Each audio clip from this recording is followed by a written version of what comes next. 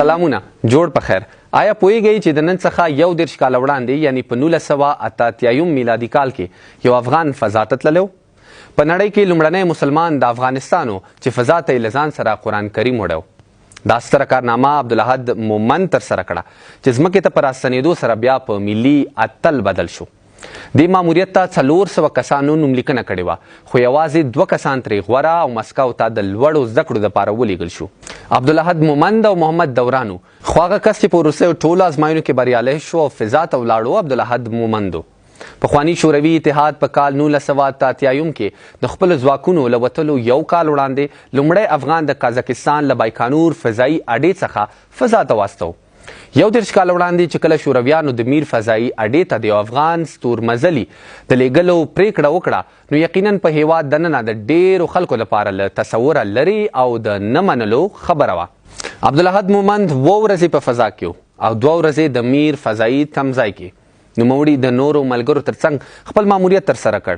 د هغه کار د قانونو، اوبو، زلزلې پیژندنې او ځمکپوهنې په برخه کې د څېړنو لپاره د افغان خاورې عکاسي کولو. عبدالاحد مومند په فضا کې پښتو وویله.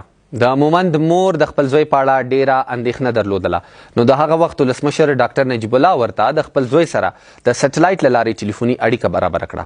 په دې ترتیب پښتو 4مه ژبه شوه چې په فضا کې پرې خبرې وشوې. دا هر څه هغه وخت پر ځمکه د افغانستان ولس د ملي راډیو ټلویزیون په ښیښه په ژوندۍ بڼه لیدل. دغه وخت ولسمشر ډاکټر نجیب الله هم د عبدالاحد مومند سره خبرې وکړې او هیله یې څرګنده کړه چې کاش کې هغه هم کولی شوې چې له فضا څخه خپل هیواد وویني. راځئ دا تاریخي شیبې سره په ګډه ګورو. باید تاسو ته ووایم چې په دې وخت کې هر افغان ته دا خیال را پیدا کیږي چې کاش کې د کیهان څخه موږ خپل هیواد لیدلی وای. البته دا به ډېره ښکلې منظره وي.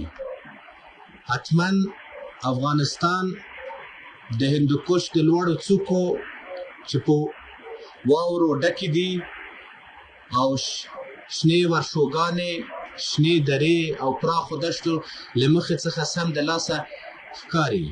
ډېر محترم ملګری ډاکټر صاحب نجیب الله، زه عبدالاحد څنګه چې مخکې د پروازه مې وعده ورکړې وه، اوس هم دا وعده ورکوم چې موږ به دا د شمشاد پروګرام په ډېره ښه توګه سره سر ته ورسوو او آماده یو چې لا اضافه که نور کوم پروګرامونه وي موږ چې د رادیوګرام په واسطه راکړي کولی شو هغه سر ته ورسوو.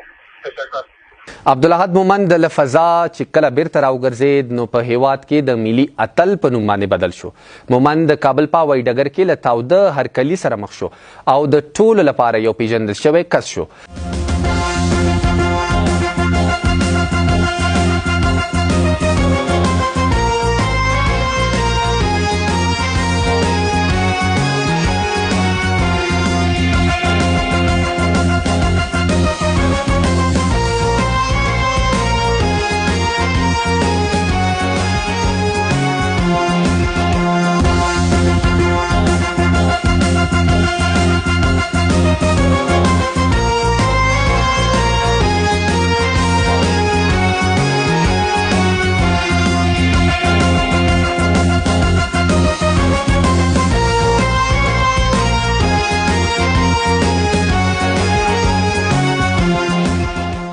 فضا ته د ختلو او د کامیابه ماموریت 3 کاله وروسته کورنیو جګړو عبدالاحد مومند اړ کړ چې هیواد پرېږدي او جرمني ته مهاجر شو. دا اوس مهال هلته د یو محاسب په توګه کار کوي او نږدې 28 کاله د ژوند شپې ورځې په همغه ښار کې تیروي.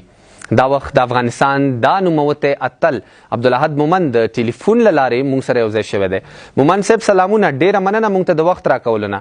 لومړنۍ پوښتنه چې زموږ ستاسو نه دا ده چې د اول ځل لپاره چې فضا ته ختلی څه احساس مو درلوده؟ دا ډېر ښه سوال ده. زه به دا په 2 حصې تقسیم کړم. یو خو دا چې فرق فضا ته ځي، دا ماحول لیدل، دا شاوخوا لیدل، دا چیرې په حاجت کې سره ژوند کوي، هغه د دې شرایطو سره چې موږ په ځمکه باندې لرو بیخي تفاوت لري چې دا خپل جلا احساس لري، یعنې سړي په یاد پاتې کېږي، برقسم ژوند ده. دوم بخش که څه اوس ته وایم هغه دا چې دا وظیفه چې ما ته راسپارل شوې وه چې د افغان په صفت د افغانستان لپاره دا غټه دنده چې باید سرته ورسوم چې دا ډېره پر مسؤلیته وظیفه وه چې له یوې خوا مسؤلیت درلودل له بلې خوا رښتیا وایم ما ډېر د زړه له کومې دا مسؤلیت غوښت چې اجرا کړم او په غاړه مې اخیستی و چې یعنې احساس د خوشحالۍ مې کول. تاسې هغه وخت له فضا څخه پر ځمکه له ټولو وګړو غوښتي وو چې له افغانانو سره سولې ته په رسېدو کې مرسته وکړي. 28 کاله وروسته هغه ته ورته شرایط دي په هېواد کې. د دغې روان حالت په اړه باندې مومن صاحب تاسې څه ویل غواړئ؟ دا ډېر اوږد او مغلق سوال دی. واضح خبر ده چې زما د هغه وخت زما د پرواز یوه انګېزه هم دا وه چې برابر چې تخنیکي او اقتصادي پرمختیا باید هېواد کې یوه انګېزه دا وه چې زه د هغو ارتفاعاتو نه یا د هغو لوړو نه جهانیانو او خپل افغانانو ته دغه مراجعه وکړم چې موږ نور جنګ ته ضرورت نه لرو، موږ سولې ته ضرورت لرو، راځئ چې روغ وکړو او خواهش کوم چې له موږ سره همکاري وکړي. لنډ شکل سره که زه ووایم اول خو دا ملامتیانې یا دا حالت چې په افغانستان کې راغلی دا باید موږ خپله افغانان ومنو، خپله غاړه واخلو.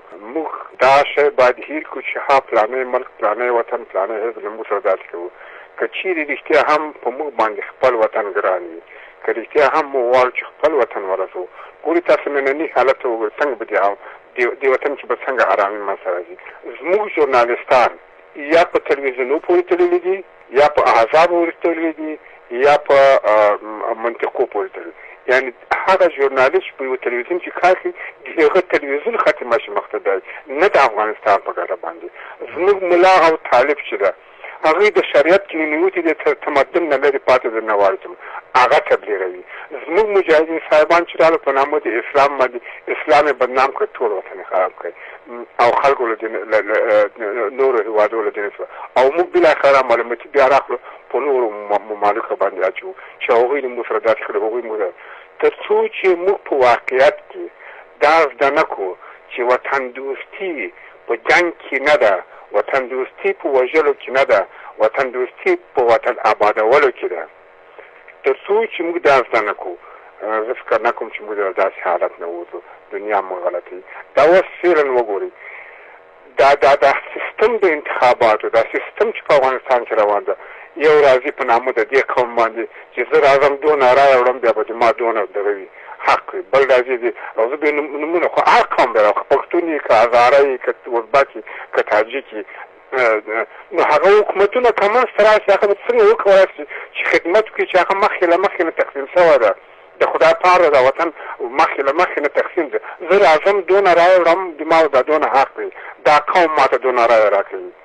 دا ټول هغه شیان دي چې اصلا د منلو وړ نه دي. دا څوک مني نه. که په چا باندې د وطن ګران وي، رښتیا هم غواړي د وطن د خدمت وکړي، هغه له د ټولو شیانو نه باید ستاسو نظر وکړي چې زه دونه داسې دا به زما حق ده، دا زما حق ده، زه مجاهد وم، زه قمندان وم، زه کافر وم، زه مسلمان وم، دا زما حق ده. نه، دغه شیانو تېښې دي وطن لپاره داسې کار پاس له خلاصېدای شو له دې شیانو که نه په هېڅ صورت باندې موږ نه خلاص. او دا په افغانانو پورې تړلي. خواهش کوم افغانانو چې دا په بل چا باندې مه تاوانوئ. تاسې له خپل ځانه دفاع وکړئ، تاسې خپل وطن آباد کړئ. دغه یې لاره. مومن صاحب تاسې 9 ورځې په فضا کې وئ او یقینا هلته مو خوراک څښاک کوو، خو په دغې 9 ورځو کې د کوم قسم افغاني خوړو پسې خفه شوي وئ؟ سټیشن کې یا په اصطلاح په فضا کې چې خوراک یې هغه دغه شرایطو اساس من چې ورې دا بې وزني ده، یعنې وزن نشته، ټول شیان ماحول کې سره الوځي. دا په یو خاص فورم کې باید جوړ شي او په خاص شکل سره باید جوړ شي چې له هغه نه استفاده وکړي. نور تفاوت د غذاګانو چې په ځمکه باندې خوړل کېږي او خوړل کېږي ډېر کم ده. او دا معمولا هغه شی چې غذاونه چې استفاده کېږي دا غذاګانې په ځمکه باندې اول ټول خوړل کېږي. د هغوی استعمال چې د څنګه استفاده وشي، څنګه هغه ګرمې شي، څنګه هغه په اصطلاح په جوش اوبو کې واچول شي، څنګه هغه بې اوبو یا څنګه ساړه خوړل کېږي یا چپونه شي، دا څنګه خوړل دا په ځمکه باندې ټول تجربه کېږي، سره یې خوري. او په زموږ کې په ځمکه باندې د هر کهنور نه پوښتنه کېږي او هر کهنور د حق لري چې هغه خواړه فرمایش ورکړي چې د علاقه وي ورسره. طبیعي ده چې ما هم په خپلو خوراکو کې یو له خوراکونو چې ما وکړي افغاني دغه ولې یا موږ معمولا اکثره نه خورو هغه وریجې وي چې وریجې موږ ورې درلودلې. مومن صاحب اوس به راشو ستاسې شخصي ژوند ته که د خپلې کورنۍ په اړه لږ څه راته ووایاست او که دا هم راته ووایئ چې آیا په راتلونکي کې د تل لپاره هیواد ته د بیرته راستنېدو څه پلان لرئ؟ زه دوې لورانې لرم، یو زوی لرم. لورانې مې دواړه، یو واده ده بله نامزاد ده. لمسی لرم، لمسی مې توسط وور ده. جرمني کې زه تجارتي شرکت کې کار کوم، پیسې له هغه نه ګټم او خپل ژوند په هغه باندې کوم. یو شی خو باید معلوم شي چې هغه واضح خلکو ته وایم. کله چې زه اوس دا خبرې کوم یا غږېږم، دا زه په دې خاطر باندې نه غږېږم چې زه یا د سیستم یا د حکومت یا د ننني پاچاهانو یا رئیس جمهورانو یا صدراعظمانو نه دا غواړم چې هغه ما خپل وطن ته بوځي. اصلا په واقعیت کې زه د خپل ژوند کولو په خاطر دا چې زه ارام یم، دلته ژوند کوم، خپل معاش لرم. زما ژوند دلته چې زه فعلا لرم او دا کار چې کوم، دا پیسې چې د ګټم، هغه وخت کې چې زه کارانورد وم او معین د وزارت کارانوردي وم، د ما دا اوسنی ژوند تر هغو نه ښه ده. کور لرم، جای لرم، پیسې لرم، دغونه چې ژوند ورباندې وکړم او بعد نه یم، میلیونر نه یم، دغونه پیسې نه لرم لکه په افغانستان کې چې لرم، اما یو ډېر شرافتمندانه ژوند لرم دلته چې ورباندې ارام. دا یوه موضوع، یعنې دا مې په دې خاطر چې زه داسې خاص احتیاج او محتاج دې ته نه یم چې ما ته ولې د افغانستان حکومتونه، د افغانستان پاچاهان، د رئیس جمهوران یو دوه درې چې د مجاهدینو له وخته دې خواته راتېر دا ولې ما غواړي نو یا ولې دا زمینه مسایل چې ته پرې ورسم. دا مې په دې خاطر باندې ویل چې ضرورت خاص نه لرم. ولې خپل وطن که هر چیز سره ولاړ شي، خپل وطن او د خپل وطن لپاره کار کول دا اصلا افتخار ده. که زه یو شی ووایم، کله چې څوک بې وطنه کېږي زما دپاره دا معنا لري چې سړی خپل افتخارات له لاسه ورکوي. که خدای وکړه یو وخت داسې وخت راغی ما وکولی شوی افغانستان کې کار وکړم یا ژوند وکړم، په ډېره خوشحالي به دا کار وکړم. او مومن صاحب یو اخیري پوښتنه چې دا وخت افغان ولس او په ځانګړي ډول ځوان نسل تاسې ګوري او اوري، دغې نوي نسل ته به څه پیغام ورکول غواړئ؟ یو شی چې زه ستا نسل ته وایم هغه دا زما نسل یا تر ما نه وړاندې نسل ده، په دا شکل سره خواهش کوم چې له دغو نه یې مه زده کوئ او هغه د وطن مینه او محبت او وطن ته خدمت کول هغه څه زده کړي چې هغه رښتیا هم دا وطن آباد کړه، چې رښتیا هم د دې وطن دپاره نه داسې چې تاسې په ګروپو باندې تقسیم کړي، نه داسې تاسې په قومو باندې تقسیم کړي، نه داسې تاسې په مذهبو باندې تقسیم کړي، بلکې دا د علم او د پوهې په اساس باندې باید ټول وي. مومن صاحب د وخت راکولو مو یو نړۍ مننه، خوشحاله اوسئ. زما سلامونه د تاسې او د افغانستان ټولو خلکو ته ورسېږي. ژوندي قامونه خپل اتلان په ژوندیو لمانځي او د هغوی له تجربو او فکر څخه ګټه اخلي. خو هغه څوک چې خپل زلمیتوب او هلکتوب یې د هیواد ته په خدمت کولو کې تیر کړی دی، دا وخت په پردي هیواد کې د ماجر په صفت ژوند تیروي. تر بیا ښې چارې، تل دې وي افغانستان.